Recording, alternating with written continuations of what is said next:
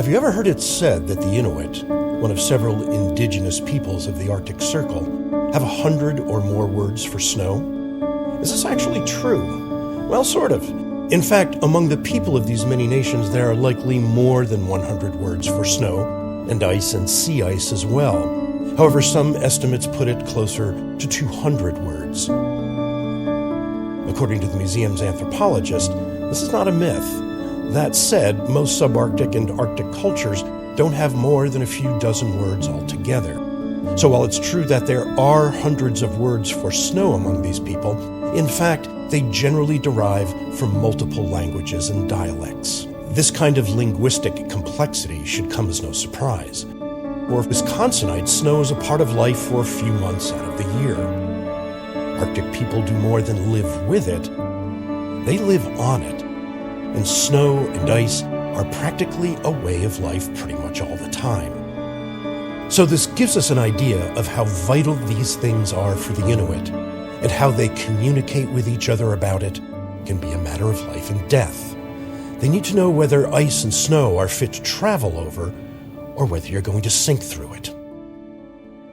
The language of both the Inuit and Yupik people has generated many dialects. Unfortunately, early 20th century scholars only recorded a small fragment of these words, and in the intervening centuries, much has been lost. Originally, there would have been many more such terms than there are today. For many of these dialects, the vocabulary associated with sea ice is even richer.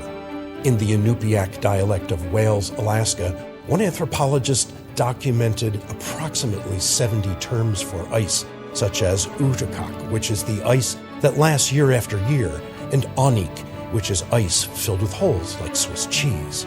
Yet another term refers to the patchwork layer of crystals that forms as the sea begins to freeze. The Sami people, who have lived for millennia in the remote northern reaches of Scandinavian Russia, use at least 180 words related to snow and ice.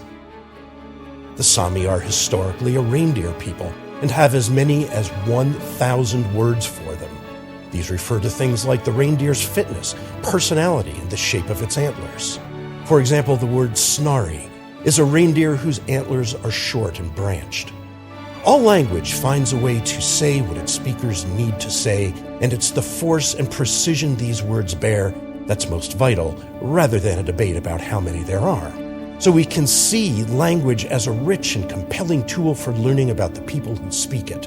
For example, Americans have multiple words in English for something significant in our culture, something we tend to be known for in other countries around the globe.